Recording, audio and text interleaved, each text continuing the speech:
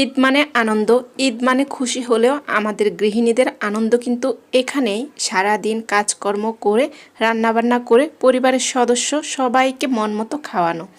এই যে পাতিল ভর্তি করে রান্না করলাম, এক ঝুড়ি রুটিও বানিয়ে নিয়েছি।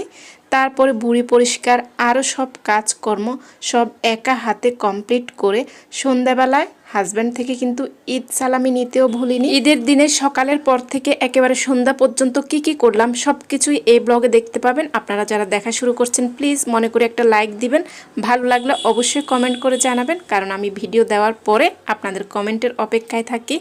যাই হোক, প্রথমে ওই যে চালের যে রুটি বানাবো সেটা রেডি করছিলাম।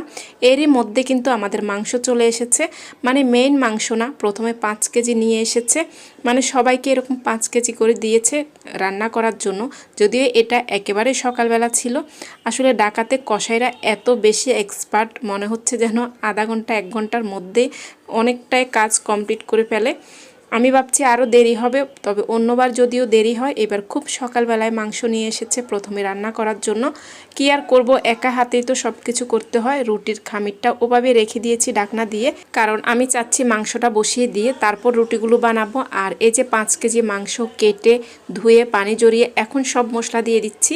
আর অনেক বেশি পরিমাণে মাংস রান্নার একটা টিপস হচ্ছে, প্রতি কেজি মাংসর জন্য আদা রসুন বাটা 1 টেবিল চামচ করে দিতে হয়।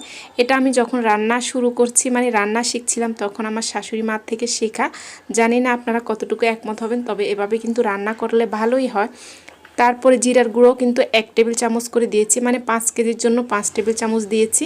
যদিও আমি আজকে বাটা মশলা আর একটু তাজা আদা বাটা দিয়েছি। এভাবে তাজা মশলা দিয়ে তাজা মাংস রান্না করলে অনেক বেশি মজার হয়। আমি শুধু একটু আদা ব্লেন্ড করে দিয়েছি। আর একেবারে গরম মশলা পেঁয়াজ সব কিছু দিয়ে মেখে এখন একটা বড় সাইজের প্রেশার কুকারে বসিয়ে দিয়েছি। এই প্রেশার কুকারটা আমার একেবারে মাপ করা, এখানে 5 কেজি মাংস খুব সুন্দরভাবে রান্না করা যায়। এই তো প্রেশার কুকারে মাংস বসিয়ে দিয়ে অফ ক্যামেরায় সবগুলো রুটি বানিয়ে নিয়েছি। আর মাংসটা কিন্তু হয়ে গিয়েছে, আমি চুলাটা বন্ধ করে নামিয়ে রেখে দিয়েছি। তবে মাংসের কাজ আরও কিছুটা আছে, সেটা দেখাবো একটু পরে। আর দেখুন, এভাবে 2 চুলায় আমি রুটি সেঁকে নিচ্ছি। আমার মেয়েও আমাকে হেল্প করছে। আমার মা সবসময় দেখতাম রুটি বেশি হলে এভাবে 2-3 চুলায়ও ভেজে নেয়, তো আমিও ভাবলাম আজকে এরকম করি, যেহেতু অনেকগুলো রুটি বানাচ্ছি। আসলে আমরা 3 জন মানুষ হলেও আমাদের কিছু প্রিয় মানুষ আছে, সেই মানুষদেরকে নিয়ে রুটি মাংস আমরা খেয়ে থাকি ঈদের দিন।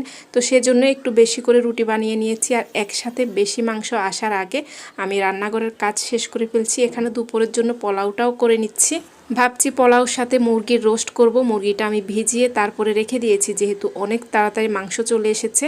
আর এই তো মাংসটা এখন আবারও চুলায় বসিয়ে দিয়ে কিছুটা টালা জিরের গুঁড়ো আর আমার বানানো একটা মশলা দিচ্ছি। এই মশলার মধ্যে জায়ফল, জৈত্রিক, পোস্ত অনেক কিছু দেওয়া আছে। এই মশলাটা দিলে যে কোনো মাংসের টেস্ট অনেক গুণ বেড়ে যায়। এই দুটো মশলা দিয়ে আরও কিছুক্ষণ রান্না করে নিয়েছি। এখন কিছুটা কাঁচামরিচ আর পেঁয়াজ বেরেস্তা দিয়েছি। আর এই যে এখন প্রত্যেকটা বাটিতে করে আলাদা করে বেড়ে নিচ্ছি। সব আমার প্রিয় মানুষদেরকে পাঠিয়ে দেব, কিছুটা আমরা সবাই মিলে একসাথে খেয়ে নিব। এবার আমাদের সব মাংস একসাথে আসেনি, মানে ধাপে ধাপে পাঠিয়েছি। কিছু আমি রেখে দিয়েছি। আর যেগুলো মানে 3 ভাগ করে সবাইকে দেওয়া সেগুলো দিয়েছি, তবে এখনও কিছু বাকি আছে। এই যে এখন আমরা 3 জন কিন্তু রুটি মাংস খেয়ে নিব একেবারে সকালের মধ্যে। আলহামদুলিল্লাহ আমরা খেয়ে নিতে পারছিলাম। আমি একটুখানি নিয়ে দেখছিলাম মাংস নরম হয়েছে কিনা। আর এই তো খাবার শেষ করতে না করতে বাকি মাংসগুলো চলে এসেছে, মানে একেবারে বাকি সবগুলো চলে এসেছে। এখন এগুলো সব আমি রেডি করে নিচ্ছি। আর প্রত্যেকটা প্যাকেটে আমি একটু মাপ দিয়ে নিচ্ছি। আর এই যে এরকম পলিতে করে নিয়ে প্রত্যেকটা প্যাকেটে আমি 1.5 কেজি করে নিচ্ছি। যেগুলো আমাদের ফ্রিজে রাখা সেগুলো রেখে দিচ্ছি, আর বাকিগুলো যাদেরকে দেওয়ার দিয়ে দিচ্ছি। এখানে কলিজা সহ যে আইটেমগুলো আছে এগুলোকে ভালো করে ধুয়ে আমি হলুদ লবণ দিয়ে সেদ্ধ করে রেখে দিব। কলিজা কখনো আমি সেদ্ধ করা ছাড়া রাখি না, কারণ ফ্রিজে তাহলে রক্ত বের হতেই থাকে। সেদ্ধ করে ঠান্ডা হলে রেখে দিব। আর এখানে এখন ভুঁড়ি পরিষ্কার করে নিচ্ছি।